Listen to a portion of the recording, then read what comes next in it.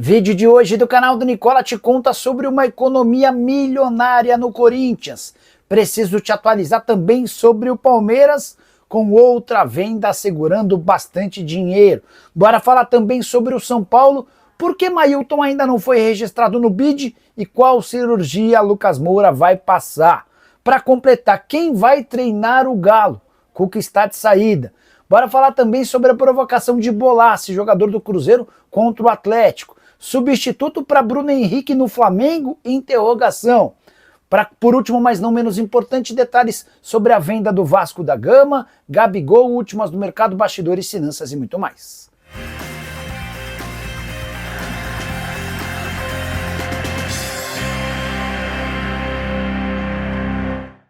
Fala aí pessoal, eu sou Jorge Nicola, bem-vindos a mais um vídeo do canal. Sempre bom ter vocês por aqui, sem perder tempo. Pedir para deixar like, se inscrever no canal e ativar as notificações. Bora direto pro giro de notícias. Quero começar falando sobre Gabigol, que vai fazer uma grande festa para comemorar seu aniversário de 29 anos no próximo domingo em sua mansão no Guarujá. E há quem garanta que durante essa festa ele vai anunciar seu casamento com Rafaela, a irmã de Neymar.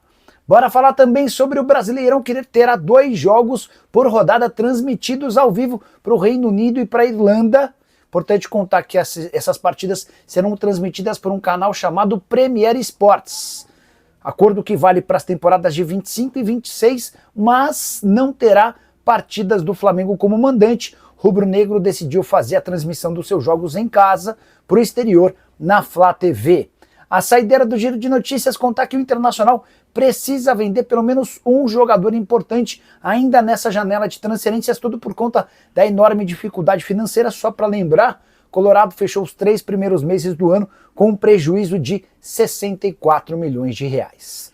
Bora falar agora sobre o Vasco, que acertou nas últimas horas a venda de Figueiredo, meio atacante que estava emprestado ao América e será jogador do Alverca de Portugal, operação de 750 mil euros ou 5 milhões de reais. O Coelho teria a possibilidade de cobrir a oferta, mas não teve capacidade financeira, ainda assim fica com 10% do valor da transferência, graças à taxa de vitrine, e vai embolsar algo na casa dos 500 mil reais.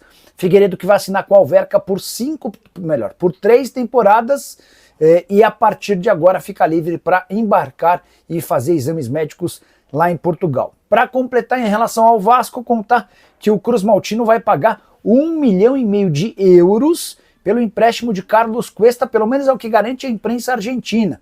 Confesso que fiquei assustado com as cifras, não é muito comum você pagar por um empréstimo esse valor de 1,5 milhão de euros. Cuesta, que é zagueiro colombiano e pertencia ao Galatasaray, ele quase se virou reforço nos últimos dias do Spartak Moscou. Quero te contar agora se o Flamengo pretende contratar um substituto para Bruno Henrique, tudo porque no dia 4 de setembro o BH vai passar por um julgamento no STJD, ainda por conta daquele cartão amarelo que recebeu num jogo contra o Santos no Campeonato Brasileiro de 2023. Ele está sendo acusado de manipular, através de apostas esportivas, o resultado final da partida. A polícia conseguiu identificar uma comunicação entre o Bruno Henrique e seu irmão, em que ele indica que tomaria cartão nessa partida. Existe o risco real de o BH pegar 2 anos de suspensão, e a pergunta que fica é: será que o Flamengo pode se antecipar e tentar a contratação de um atleta? A resposta é não. Janela de inscrições no Brasil se encerra na próxima terça-feira, 2 dias antes do julgamento do Bruno Henrique. E o Flamengo vai correr o risco de não ter ao BH nenhum substituto. Somente uma enorme reviravolta e uma baita oportunidade de mercado fará com que o Flamengo contrate um jogador até o fim dessa janela de inscrições. O rubro-negro havia tentado um centroavante com vários nomes na mira: o Gabriel Jesus, o Beltrán da Fiorentina, o Tati Castelhanos da Lazio. Houve também tentativas em relação ao goleiro, um dos alvos foi o Gabriel Brazão, mas sem acordo o Fla desistiu de novos reforços e vai buscar melhorias para o time a partir de 2026. Só para completar, em relação ao rubro-negro, o Flamengo acertou a liberação do goleiro Lucas Furtado, que era reserva no time sub-20, ele vai para o Vitória de Guimarães. O contrato acabaria em dezembro, foi rescindido de forma amigável e o Fla fica com 50% do valor de uma venda futura. Hora de contar sobre Bolassi. O atacante do Cruzeiro resolveu ironizar, provocar o Galo depois da vitória da Raposa por 2-0 na Arena MRV nessa quarta-feira, no jogo de ida das quartas de final da Copa do Brasil. É comum que o Bolassi faça vídeos pós-jogo, especialmente com vitórias do Cruzeiro. E nessa quarta-feira, o vídeo foi na porta do ônibus que levaria o time da Arena MRV comendo um frango frito, numa clara alusão ao Galo, o rival cruzeirense. Ele fecha esse vídeo com a tradicional frase, um jargão, "Let's bora", e o torcedor do Cruzeiro usou as redes sociais para espalhar bastante esse vídeo, que já viralizou. Só para completar sobre a Raposa, Kenny Arroyo, atacante equatoriano de 19 anos de idade, que pertence ao Besiktas, não foi relacionado para a partida da equipe turca, que inclusive perdeu nessa quinta-feira por 1-0 para o Lausanne da Suíça, dentro de casa, causando a eliminação na Conference League e também a demissão do treinador da equipe turca. Hora de falar sobre o Clube Atlético Mineiro, quem vai treinar o Galo. O Cuca ainda não foi demitido, mas tudo se encaminha para tal. Ele passou nessa quinta-feira por uma cirurgia por conta de um problema no ombro, vai ter alta na sexta-feira, e a dúvida é se o Atlético demite o Cuca depois e se espera ele sair do hospital para demiti-lo ou não.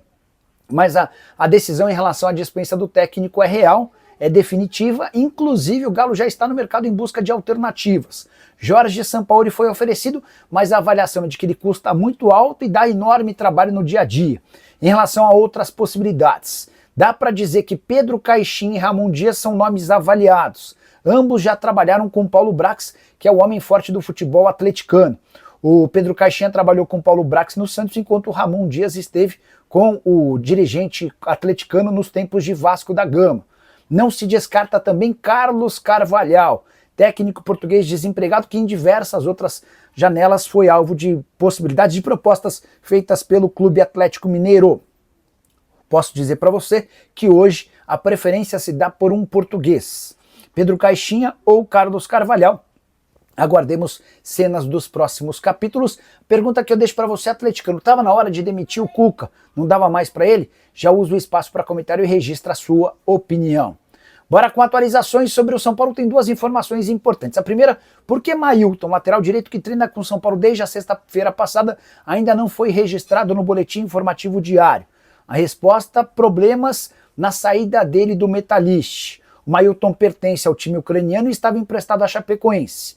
O acordo do São Paulo para comprá-lo do Metalist envolvia o perdão de uma dívida que o Metalist tinha de 800 mil euros pela compra de Paulinho Boia. Além de perdoar essa dívida, o São Paulo tiraria um processo de transfer ban que moveu contra o Metalist pela falta de pagamento. E é essa burocracia que envolve a FIFA que tem atrasado a negociação. Antes de gravar esse vídeo, conversei com o Márcio Bittencourt, que é o empresário dele, para saber se existia o risco de o atleta não conseguir ser registrado até a próxima terça-feira. Existe uma convicção dentro do São Paulo e também dos representantes do atleta que vai dar tempo para que o Mailton seja registrado, senão ele passaria por um enorme prejuízo e não teria condição de jogar até o fim da temporada. Só para completar, outra informação importante sobre o São Paulo, Lucas Moura vai mesmo passar por uma intervenção cirúrgica, mas não se trata de nada grave. Nesse sábado, no Hospital Albert Einstein, ele vai ser submetido a uma artroscopia, tudo por conta de um incômodo que ele sente no joelho. A ideia do médico é abrir para ver se existe alguma fibrose no local ou algum problema de cicatrização. Inclusive, essa cirurgia nem deve alterar o plano de retorno do atleta. A ideia é que o Lucas Moura esteja à disposição para a partida de quartas de final da Libertadores contra a LDU. Hora de falar sobre o Palmeiras, que segue arrecadando dinheiro de onde nem sequer imagina. O novo responsável por milhões em conta é Gustavo Mancha, atleta formado na base do Palmeiras. Ele havia sido negociado com o Fortaleza, que acaba de vendê-lo para o Olympiacos da Grécia. O Gustavo Mancha embarca nessa sexta-feira rumo à Grécia para assinar contrato e passar por exames médicos. Operação de 28 milhões e 300 mil reais por 85% dos direitos econômicos. O Lion vai manter 15% do valor de uma venda futura e o Palmeiras embolsa 30% do valor fechado do acordo. O Palmeiras, quando negociou o Gustavo Mancha, manteve esse percentual e agora fica com 8 milhões e 400 mil reais. Pode não parecer tanto dinheiro, mas para um clube que não para de vender, dá para dizer que é mais uma grana entrando. Só para lembrar que com mais essa negociação, o Palmeiras alcança a incrível marca de 843 milhões de reais com transferências de atletas somente em 2025. Estevão, Vitor Reis, Richard Rios, Rony, Thales, Vanderlan, Fabinho, Gabriel Vareta e Zé Rafael haviam sido os negócios anteriores. Vou fazer um vídeo nesse final de semana para te explicar direitinho como é que funcionou toda essa entrada de dinheiro para o Verdão. Bora fechar o nosso conteúdo para falar sobre o Corinthians. Conversei com o Nenê do Posto, o diretor das categorias de base do Timão, e trago novidades importantes. Primeiro, o Corinthians conseguiu cortar cerca de R$1 milhão por mês do seu custo com categorias de base. Foram 145 mil cortados. Com os salários de funcionários, a gente pode incluir o Chicão, o Batata e também uma secretária, além de R$870 mil com saídas de atletas. O Corinthians conseguiu se livrar, desde que o Augusto Melo deixou a presidência do Timão, de 70 jogadores que eram da base, mas já tinham contratos de profissional. Vou repetir, economia somente com essas 70 saídas de R$870 mil. Dessa maneira, o Corinthians praticamente acabou com um time sub-18, que havia sido criado pelo Augusto Melo com a justificativa de que seria um time que excursionaria pelo Brasil. A verdade é que nunca se excursionou nada. O que se suspeita é que o Augusto usava esse sub-18 como uma grande cabide de emprego, inclusive é alvo de uma investigação da Polícia Civil.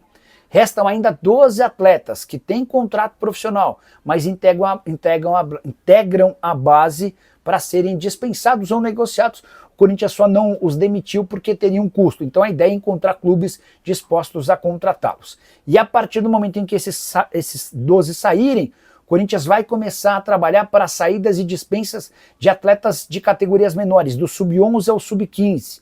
A avaliação é de que está muito inchado também essas categorias, cerca de 50 garotos deixarão o Timão. Com isso, vão sobrar mais ou menos 500 atletas em todas as categorias de base. Imagina quanto o Augusto havia inchado toda a base alvinegra. E você, o que pensa sobre esses números? Não esquece de deixar like, de se inscrever no canal e não se esquece que um pouco mais tarde tem live aqui no canal do Nicola. Tchau!